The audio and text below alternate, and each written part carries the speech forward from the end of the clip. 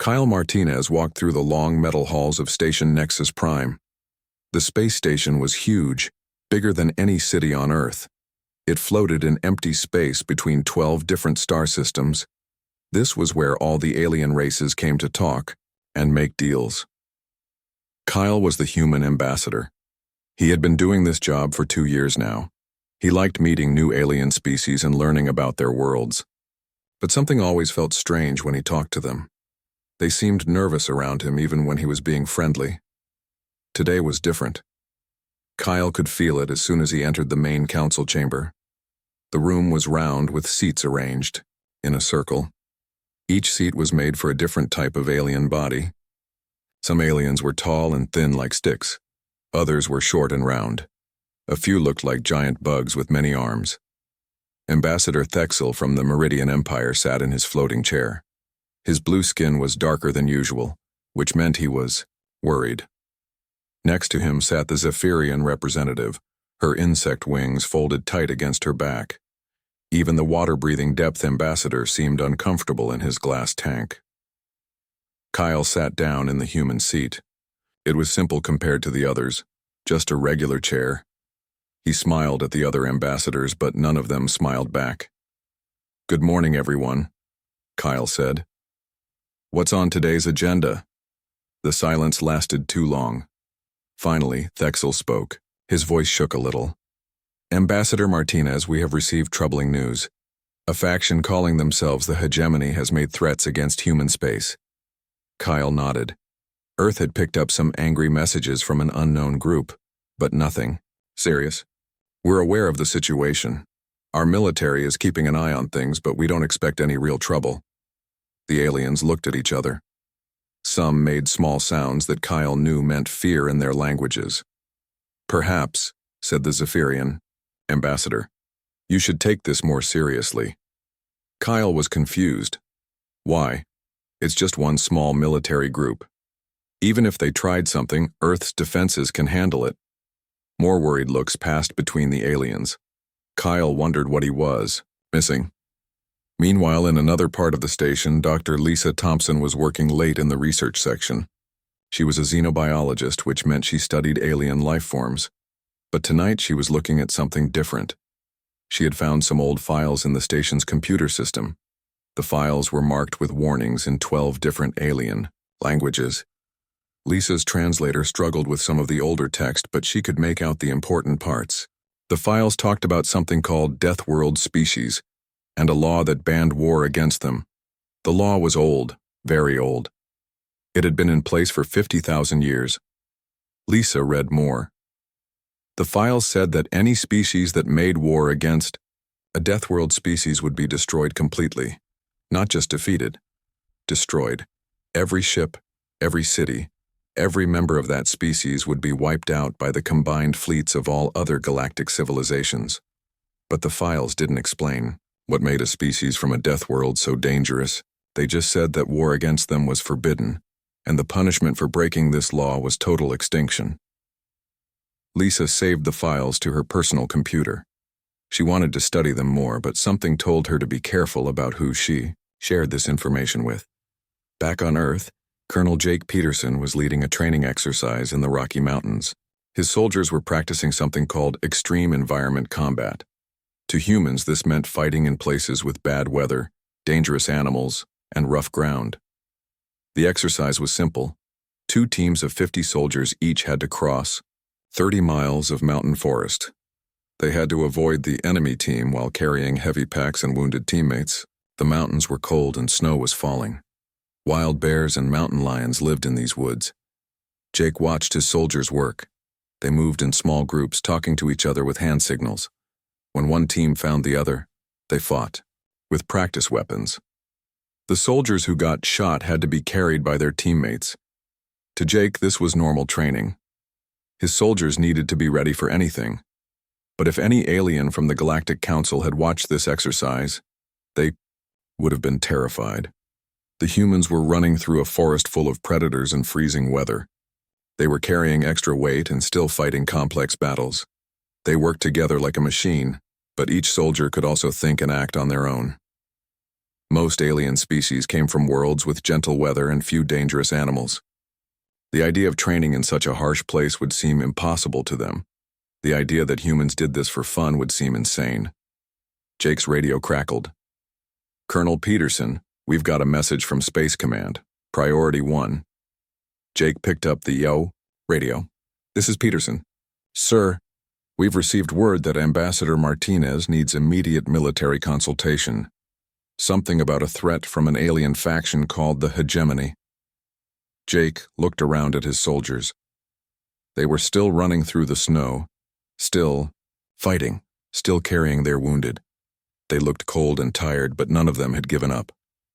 "Tell the ambassador that if he needs us, we're ready," Jake said. "How big is this Hegemony force?" "Unknown, sir, but intelligence suggests they have several thousand ships." Jake almost laughed. "Several thousand? That's not so bad. We've faced worse odds." The radio operator was quiet for a moment. "Sir, these are alien warships. Each one might be bigger than our largest carriers." "Then we'll have to be smarter than them," Jake said. This was how humans always thought about problems. If something was too big to fight directly, you found another way. If the enemy had better weapons, you used better tactics. There was always a solution. Back on Station Nexus Prime, Kyle was still sitting in the council chamber. The other ambassadors were talking in low voices in their own languages. Finally, Thexil turned to him. "Ambassador Martinez, there is something you should know about your species."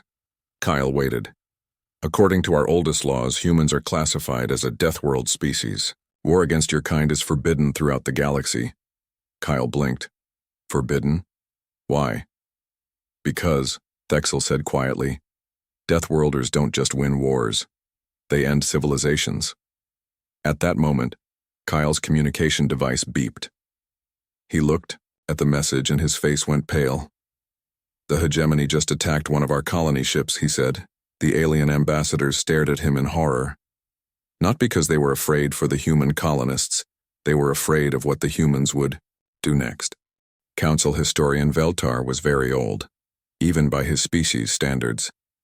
His gray skin was wrinkled like old paper, and his 4 eyes had seen many terrible things. He had been keeper of the forbidden histories for 300 years. Today, he would share the most dangerous story he knew. Kyle Martinez and Dr. Lisa Thompson sat in Veltar's private chamber deep inside Station Nexus Prime. The room was dark, except for a few soft lights. Ancient books and data crystals filled the walls from floor to ceiling. "What I am about to tell you must never be shared with your military leaders," Veltar said. His voice was like whispers in an empty cave. "This knowledge has been hidden for 50,000 years for good reason." Lisa leaned forward. She had brought the files she found about Deathworld species. "We need to understand what makes us so dangerous. Our people don't even know they're feared." Veltar touched one of his data crystals. A hologram appeared in the air above them. It showed a planet covered in red storms and black mountains. Lightning flashed across angry skies. "This was Kythera Prime," Veltar said. "Home of the first Deathworlders we ever encountered." The hologram changed to show the Kythera themselves. They looked almost human but were taller and stronger. Their skin was dark red, and their eyes were completely black. Even in the recording, they moved like predators. "The Kythera evolved on a world where everything tried to kill them," Veltar continued. "Their planet had storms that could melt metal. The ground shook every day from earthquakes. The animals were all hunters with poison and claws." Kyle watched the images. "They don't look that scary." "That is what the Eldorian Empire thought," Veltar said sadly. "The Eldorians were peaceful people, much like most of us. They came from a garden world with gentle rains and friendly creatures. They had never known real danger." The hologram showed Eldorian ships. They were beautiful, with curves like flowers and colors like sunset. They looked more like art than weapons. The Eldorians wanted to expand their territory. They found the Kythera system and decided it would make a good colony. They sent diplomats first, offering to buy the planets. The Kythera said no. "So the Eldorians attacked?" Lisa asked. "Yes. They thought it would be simple." The Cathara had fewer ships and older technology. The Aldorian fleet had 1 million vessels. The Cathara had only 50,000. The hologram showed the battle. At first, it looked like the Aldorians were winning. Their ships were faster and had better shields. But then something changed. The Cathara did not fight like we expected, Veltar said. We fight in lines with honor and rules. They fought like hunters. They used tricks and traps. They attacked from directions we did not expect. Kyle watched Cathara ships hide behind asteroids and attack from multiple sides at once. They used the wreckage of destroyed ships as weapons. They never fought fair.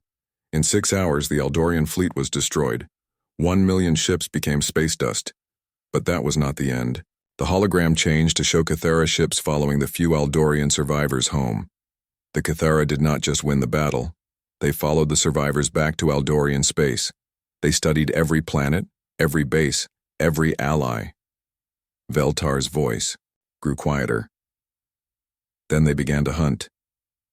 Meanwhile, on Earth, Dr. Amy Carter was in her office at the University of Colorado. She was an anthropologist who studied human culture and history. After receiving a strange message from Dr. Thompson on the space station, Amy was looking at human history with new eyes. She pulled up files about human warfare. The numbers were staggering. In the past 5,000 years, humans had fought over 14,000 wars. They had developed weapons that could destroy entire cities. They had created strategies for fighting in every possible environment. Amy looked at a map showing human expansion across Earth.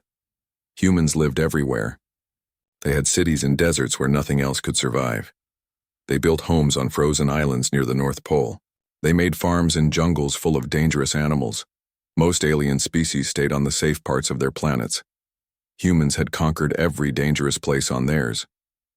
Amy opened another file about human sports.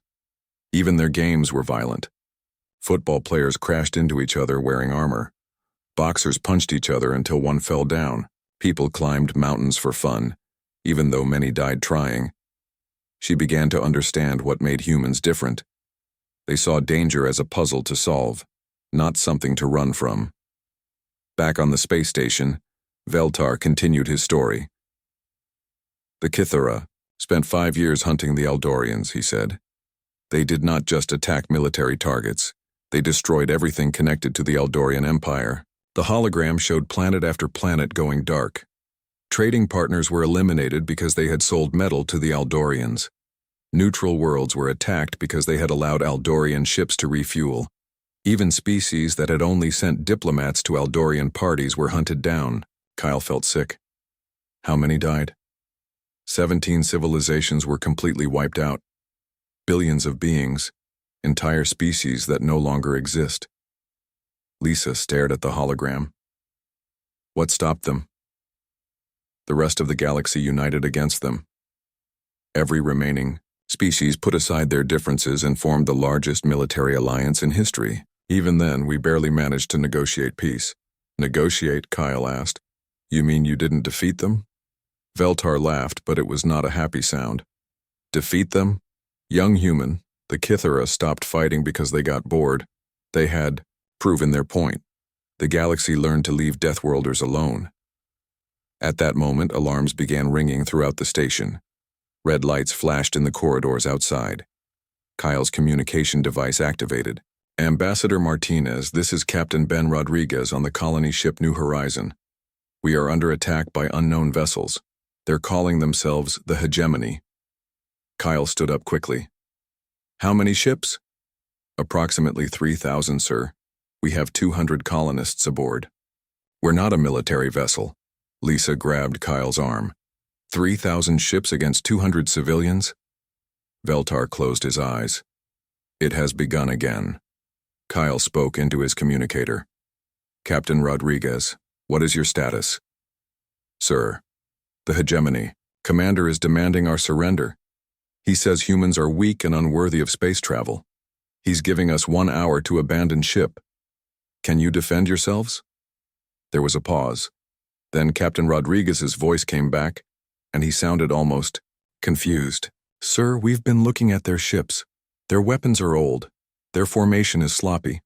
These guys don't seem to know much about fighting. Kyle looked at Veltar. The old historian was shaking his head. Captain, do what you need to do to protect your people. Copy that, sir. New Horizon out. Lisa turned to Veltar. You said the Kithara were the first Deathworlders you met. Are there others? Veltar pointed at Kyle. You are looking at one. The station's communication system crackled to life. It was Captain Rodriguez again. Ambassador Martinez, you might want to know. We've disabled half the hegemony fleet. They're retreating. I think we surprised them. Kyle smiled. To him, this was just another problem that humans had solved. Veltar began gathering his data crystals with shaking hands. What are you doing? Lisa asked. Preparing the evacuation protocols, the old alien said. Your species is about to remember what it means to be from a death world. News of the attack on New Horizons spread across human space like wildfire. Within 6 hours, every military base on Earth knew what had happened. Within 12 hours, Admiral Susan Hayes was sitting in the Pentagon War Room with maps of the galaxy, spread across the table. Admiral Hayes was a small woman with gray hair and sharp eyes. She had served in the Navy for 30 years and had never lost a battle. She looked at the reports from Captain Rodriguez and frowned. 3,000 ships against one colony vessel, she said to her staff. And they ran away after losing half their fleet? General Paul White nodded. He was in charge of Earth's rapid response forces. Captain Rodriguez says the enemy ships were poorly designed. Old weapons, weak shields, bad tactics. What do we know about this hegemony? Colonel Lisa Park, the head of military intelligence, opened her tablet. They're a collection of smaller alien species that joined together about 50 years ago. They believe that strong races should rule over weak ones. They've conquered 12 star systems so far. Admiral Hayes stood up and walked to the big screen showing the galaxy map. Red dots marked hegemony territory. Blue dots showed human colonies. How many ships do they have total? Intelligence estimates between 50 and 100,000 vessels, Colonel Park answered. The other officers in the room looked worried. Earth's entire fleet had only 8,000 ships. Admiral Hayes smiled. Good, then this won't take too long. The other officers stared at her. General White spoke first. Ma'am, they outnumber us more than 10 to 1. Numbers don't win wars. General, good thinking wins wars. Admiral Hayes turned to face the room. I want our fleet mobilized within 48 hours. Every ship we have. Meanwhile, on Station Nexus Prime, the alien ambassadors were in panic. They had gathered in an emergency session to discuss the crisis. The chamber was full of worried voices speaking in dozens of different languages. Kyle Martinez sat in his chair, watching the chaos. He didn't understand why everyone was so upset. Yes, some hostile aliens had attacked a human ship, but the humans had defended themselves successfully. Problem solved. Ambassador Thexil finally called for order. We must discuss the situation with the hegemony. There is no situation, Kyle said calmly. They attacked us. We defended ourselves. Now our military will make sure it doesn't happen again. The Zephyrian ambassador's wings buzzed with fear. You don't understand. When Deathworlders go to war, entire civilizations die. Kyle looked confused. We're not going to war. We're just going to stop the hegemony from attacking our people. How? Asked the Depth Ambassador through his water tank speaker. The usual way. Find their ships, disable them, make them surrender. The aliens looked at each other with growing horror. Chairman, Thexil leaned forward. Ambassador Martinez, when you say disable their ships, what exactly do you mean? Kyle shrugged. Destroy their weapons and engines so they can't fight or run away. Standard procedure. And when you say make them surrender? Convince them that continuing to fight would be bad for their health. The chamber fell silent. Finally, Veltar the historian spoke up. Young human, your military leaders. They are planning to hunt down the hegemony fleet? Of course. You can't just let enemies keep their weapons after they attack you. That would be stupid. Dr. Lisa Thompson, who had been quiet during the meeting, suddenly understood what was happening. She had been studying human military history since learning about Deathworlders. She knew what the human military was planning. "Kyle," she said quietly, "I think we need to have a private conversation." Meanwhile, in the Proxima star system, Captain Tony Garcia was having the worst day of his life. His colony world had been peaceful until this morning. Now alien ships filled the sky and enemy soldiers were landing near his town. Tony wasn't a soldier. He was a farmer who grew corn and raised cattle. But when the attack started, something strange happened. All the colonists seemed to know exactly what to do. Mrs. Betty Johnson, who ran the local school, was now coordinating evacuation routes. Mr. Frank Davis, who fixed tractors, was building explosive devices from farm equipment. Even the teenagers were working together like a military unit. Tony found himself leading a group of 20 farmers against 50 alien soldiers. The aliens were big and strong, with thick armor and energy weapons. They should have been scary. Instead, Tony felt angry. These strangers had come to his home and threatened his neighbors. That was not acceptable. "Jimmy, take your group around the hill," Tony said to a young man who yesterday had been worried about his girlfriend. "Sarah, you and the others wait until they pass the old barn." The aliens advanced in a straight line, just like in their military manuals. They expected the humans to run or hide. The humans did neither. They used the land they had lived on for years. They knew every hill, every tree, every place to hide. When the aliens reached the barn, the farmers attacked from 6 different directions at once. The battle was over in 10 minutes. The alien soldiers were not hurt badly, but they were captured and very confused. They had been told humans were weak and cowardly. Back on Earth, Dr. Rick Johnson was in his laboratory at the Defense Research Center. He had been given recordings of the hegemony ships and weapons. His job was to figure out how to beat them. Rick was not impressed by what he saw. The alien ships were big but slow. Their weapons were powerful, but took a long time to recharge. Their armor was thick but covered the whole ship the same way. "These guys fight like it's still the Stone Age," Rick said to his assistant. "Look at this design. They put all their weapons on the front of the ship. What happens if you attack from the side?" His assistant, Dr. Karen Smith, looked at the data. "There are no weapons covering the sides or back of their ships." "Right. And look at their battle formations. They fly in straight lines. No creativity, no adaptation." Rick began sketching new tactics on his whiteboard. "We don't need bigger guns, we need smarter thinking." Meanwhile, Commander Zorith of the Hegemony was in his command ship, trying to understand what had happened at New Horizon. His officers stood around the table, looking nervous.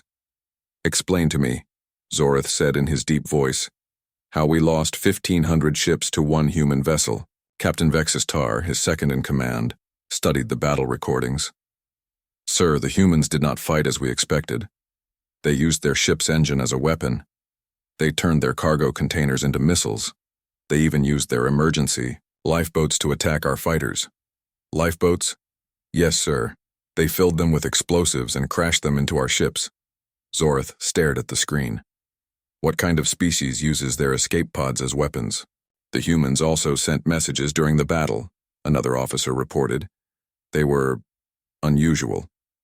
"Show me." The recording played Captain Rodriguez's voice. "Hegemony vessels, this is New Horizon. You guys really need to work on your formations. Also, your left flank is wide open. Just thought you should know." Zorith's eyes widened.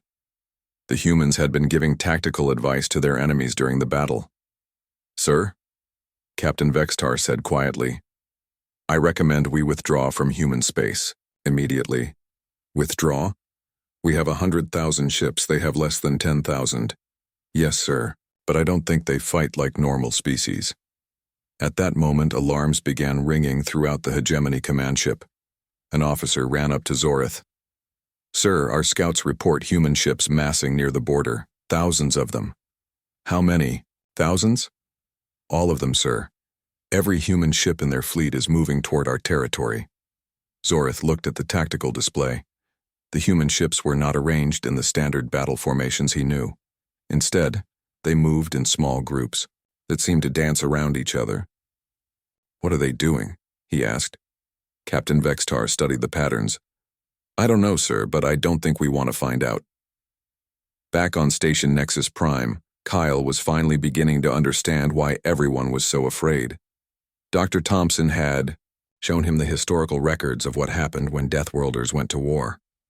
So you're saying, Kyle said slowly, that when species like us get attacked, we don't just fight back.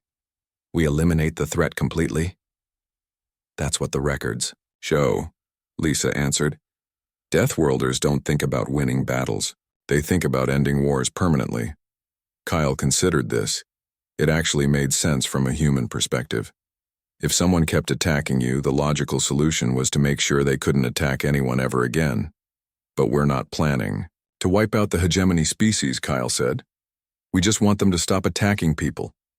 How do you plan to make them stop? Kyle thought about what Admiral Hayes would do. Destroy their military, take apart their government, maybe occupy their worlds until they learn to behave. Lisa stared at him. Kyle, do you hear yourself? You just described conquering an entire interstellar empire like it's a normal Tuesday. Kyle paused. When she put it that way, it did sound rather extreme. His communicator beeped. It was Admiral Hayes. Ambassador Martinez, this is Admiral Hayes. I wanted to inform you that our fleet is in position. We're ready to begin operations against the hegemony. What kind of operations? Standard pacification procedures. We'll start by neutralizing their outer defenses, then work our way toward their core systems. Should take about 6 months to complete. Kyle looked at Dr. Thompson. Her face had gone very pale. Admiral, when you say neutralize their outer defenses, what d? 3 weeks after the first attack, everything changed. The hegemony made their biggest mistake when they attacked Research Station Alpha 7. The station was a joint project between humans and the Zephyrians, studying peaceful uses for quantum energy. Dr. Kate Wilson was in the main laboratory when the alarm started ringing. She looked up from her computer to see Commander Zorith's face on the emergency broadcast screen. Attention humans and alien collaborators, Zorith said in his deep voice. You have 1 hour to surrender this station. Anyone who helps the humans will be treated as an enemy. Kate felt her stomach drop. There were 50 humans on the station, but also 200 Zephyrian scientists. The Zephyrians were peaceful people who had never hurt anyone. Dr. Wilson called her assistant, Dr. Mark Johnson. The Zephyrians are asking what they should do. Kate looked around the lab. The Zephyrian scientists looked scared. Their insect-like faces showed confusion. They didn't understand why anyone would want to hurt them. Tell them to get to the escape pods, Kate said. We'll hold off the attackers as long as we can, but Kate knew they didn't have weapons. Research Station Alpha 7 was a science facility, not a military base. They had no defenses except for a few emergency barriers. The attack came exactly 1 hour later. Hegemony soldiers broke through the station's outer hull and began moving through the corridors. They wore heavy armor and carried big energy weapons. Kate and her team tried to evacuate the Zephyrians, but the aliens moved slowly. Their legs were not built for running. Many of them were old scientists who had spent their whole lives in peaceful research. The human scientists did their best to protect their alien friends. Dr. Johnson used his engineering skills to lock doors and create barriers. Dr. Susan Miller, who studied alien languages, helped translate evacuation instructions. Dr. Tom Davis, a physicist, rigged the lab equipment to explode and slow down the attackers. But it wasn't enough.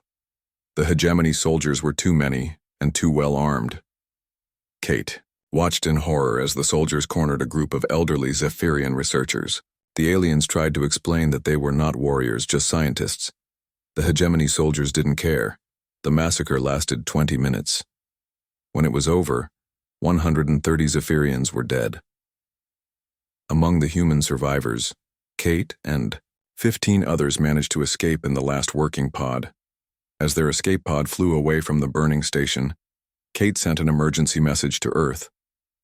But she didn't just report the attack. She also sent detailed recordings of what the hegemony had done to the Zephyrians. The message reached Earth 6 hours later. Admiral Hayes was in a meeting with her senior staff when the recording played. The room fell silent as they watched. Innocent alien scientists being killed. General Paul White was the first to speak. They murdered civilians, non-combatants who were trying to surrender. Colonel Ashley Martin, who led the Special Operations Division, looked angry. The Zephyrians aren't even involved in this war. They're our research partners. Admiral Hayes stood up and walked to the window. Outside, she could see the lights of Washington, D.C. in the evening darkness. Somewhere out there, families were going about their normal lives, not knowing that their alien friends had just been slaughtered. She turned back to her staff. Change of plans. We're not just stopping the hegemony from attacking our colonies anymore. What are our new orders, ma'am? Asked General White. We're going to make sure they never hurt anyone again. Ever. Major Chris Thompson, the head of military intelligence, pulled up a holographic map of hegemony space.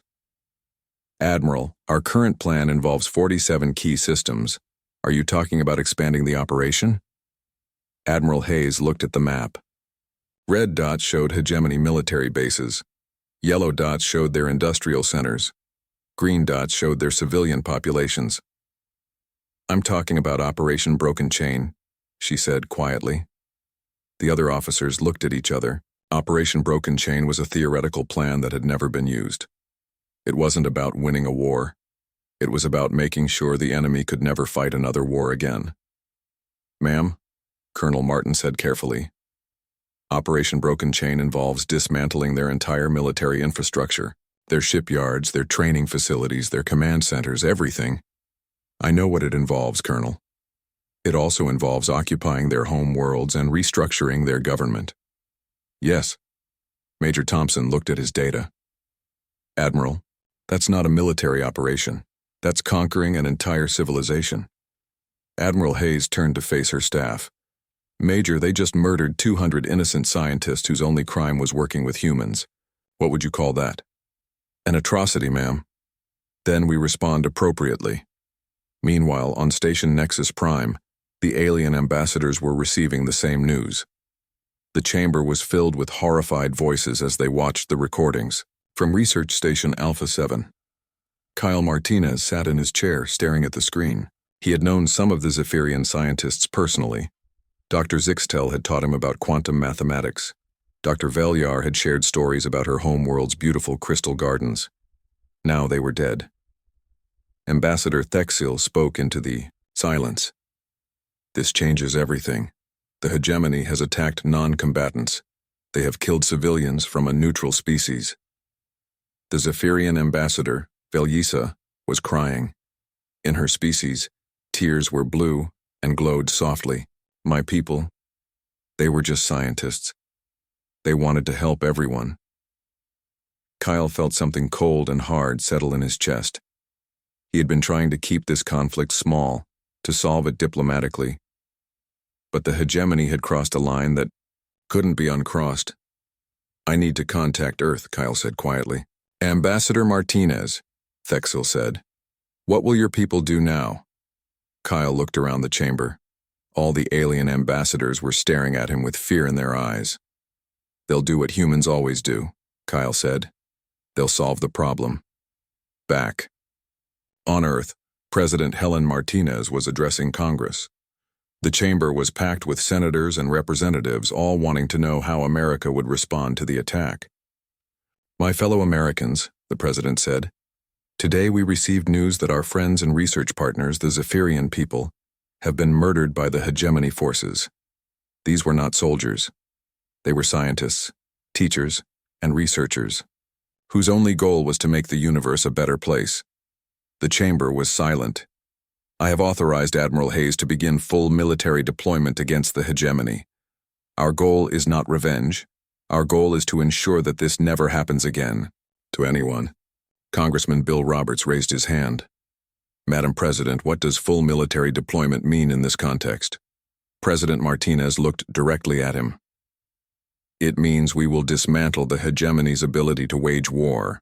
We will occupy their key systems. We will restructure their government. We will ensure that they can never again threaten peaceful peoples. Congresswoman Mary Lewis spoke up.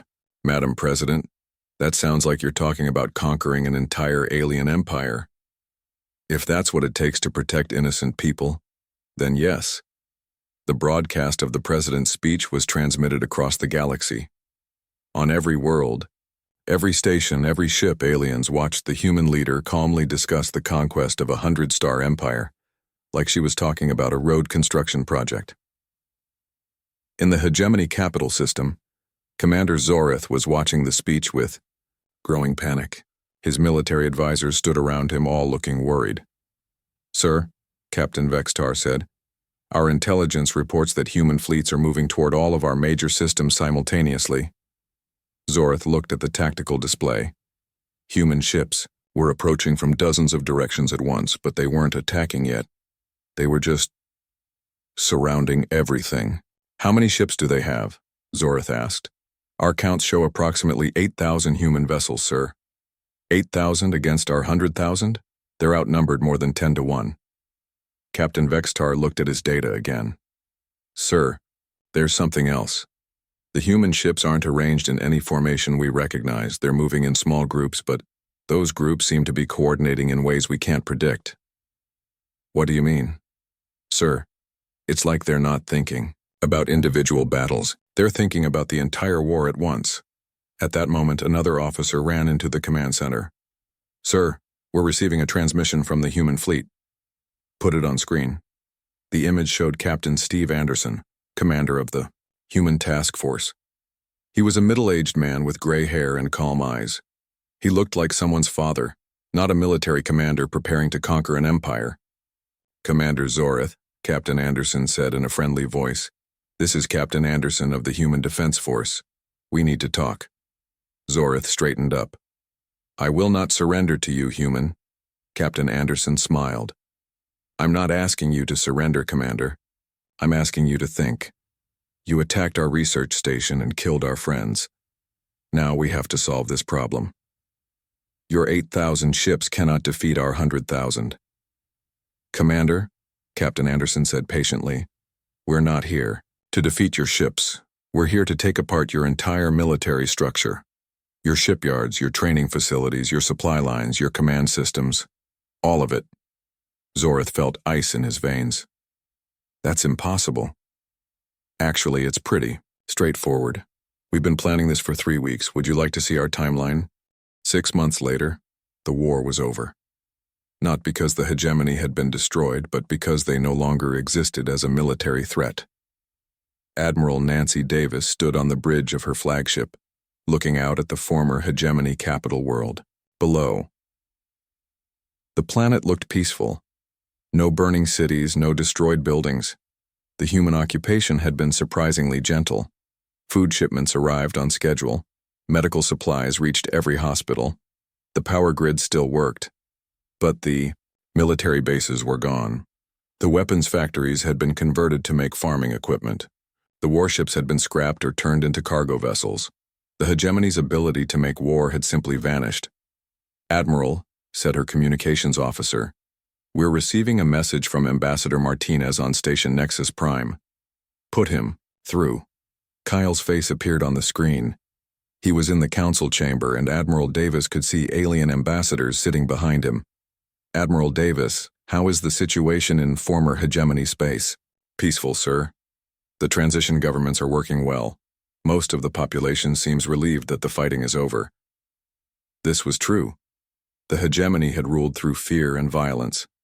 Many of their own people were happier under human protection than they had been under their old government. Any resistance? Very little. A few die-hard military groups tried to fight, but they gave up when they realized we weren't going to hurt civilian populations. Kyle nodded. "The Galactic Council wants to discuss the next steps." Admiral Davis could see the alien ambassadors in the background. They looked nervous but not terrified like they had 6 months ago. Meanwhile, Dr. Peter Robinson was finishing his research report at the University of Texas. He had spent the entire war studying the differences between human and alien military thinking. His findings were surprising. Peter looked at his data one more time before submitting the report. Human military doctrine included more rules about protecting civilians than most alien species had laws about anything. Every human battle plan started with evacuation procedures for non-combatants. The hegemony, by contrast, had no rules about civilian protection at all. Their military manuals actually encouraged attacking non-military targets to break enemy morale. Peter's report showed that humans were not more violent than other species. They were more careful. Every human weapon system had multiple safety features. Every human soldier learned about the laws of war before they learned how to shoot. The galaxy had been afraid of human ruthlessness, but what made humans dangerous was actually their restraint. They fought only when necessary, but when they did fight, they made sure the problem was solved permanently. Back on Station Nexus Prime, Kyle was addressing the full Galactic Council. The chamber was packed with representatives from every major species. This was the most important meeting in 50,000 years. 6 months ago, Kyle said, many of you were afraid that humans would become conquerors like the ancient Kithara. I understand that fear. But I want to show you what humans actually did. A holographic display showed the former hegemony territory. Instead of the red color that marked military zones, the systems now glowed green for peaceful civilian areas. We could have destroyed the hegemony species, Kyle continued. We had the power to wipe out their worlds and scatter their people. Instead, we helped them build better governments. Ambassador Thexil raised his hand. But you conquered 47 star systems in 6 months. That is the work of a galactic empire. No, Kyle said patiently. That's the work of people solving a problem. The hegemony was attacking innocent civilians. We stopped them. Now they can't attack anyone else. The Zephyrian ambassador Velyisa spoke up. Her voice was still sad when she remembered her dead colleagues, but she looked directly at Kyle. The humans could have ignored our people's deaths. They chose to fight for us instead. My species owes them a debt we can never repay. Veltar, the historian, stood up slowly. He was even older now, but his voice was strong. I have studied the human occupation of hegemony space, he said. In 6 months, they have built more hospitals than the hegemony built in 50 years. They have started more schools than existed in the entire territory. Crime rates have dropped by 90%. The chamber buzzed with surprised voices. Furthermore, Veltar continued, the humans have announced that they will withdraw their military forces as soon as the new governments are stable. They are not conquering an empire. They are cleaning up a mess. Kyle smiled. That was exactly how humans saw. On air, the hegemony had been a problem that needed fixing. Now it was fixed. Chairman Thexil called for order. The council must vote on a new proposal. The human ambassador has requested that Earth be granted peacekeeping authority throughout the galaxy. What does that mean? Asked the depth ambassador. Kyle stood up. It means that if someone attacks innocent people, humans will stop them. We don't want to rule anyone. We just want to make sure bullies can't hurt peaceful species. The vote was unanimous. Every species in the galaxy agreed that humans should be their protectors. 1 year later, Colonel Maria Santos was teaching the first class at the new Galactic Defense Academy on Station Nexus Prime. Her students were young beings from dozens of different species, all learning how to protect their people. The first rule of peacekeeping, Maria told her class, is that you fight only to protect others, never for your own gain. A young Zephyrian student raised her wing. Colonel Santos. Why do humans have so many rules about warfare? Maria smiled. Because war is dangerous, and dangerous things require rules. When you have the power to destroy, you must be very careful about how you use it. A Meridian student asked, are humans really as strong as the stories say? Stronger, Maria answered. Honestly, but strength without control is just destruction. What makes humans good peacekeepers is not that we're strong. It's that we choose to be gentle. In another part of the station, Kyle was having lunch with former enemies who had become colleagues. Commander Zorith, the former hegemony leader, now worked as a consultant helping other species improve their governments. I still don't understand you humans, Zorith said, eating his food carefully with utensils designed for his large hands. What don't you understand? You defeated my entire empire in 6 months. You could have made my people your slaves. Instead, you helped us build better lives. Kyle thought about this. Zorith, what would be the point of making slaves? We want friends, not servants. Friends help each other. Slaves just cause problems. But you have the power to take whatever you want. Having power doesn't mean you should use it selfishly. My daughter is learning to walk right now. She has the power to pull books off shelves and break things. But we're teaching her to be careful because that's what good people do. Zorith nodded. Slowly, your species sees power as responsibility. Exactly. As they finished lunch, children from many different species ran through the station's common area, playing games together. Human children played with young Zephyrians, Meridians, And even small hegemony offspring. They laughed in a dozen different languages, but laughter sounded the same everywhere. Kyle watched them play and smiled. This was what humans had really been fighting for. Not territory or resources or glory. Just the simple right for children to play safely while their parents lived without fear. Dr. Lisa Thompson joined them at the table. She had been promoted to head of interspecies relations and spent her time helping different species understand each other. Kyle, I just got word from the Outer Rim. Our deep space probes have detected something interesting. What kind of something? Signals from an unknown sector. They're artificial, but not from any species we know. Kyle looked up at the stars, visible through the station's windows. The galaxy was vast, and they had only explored a small part of it. New neighbors?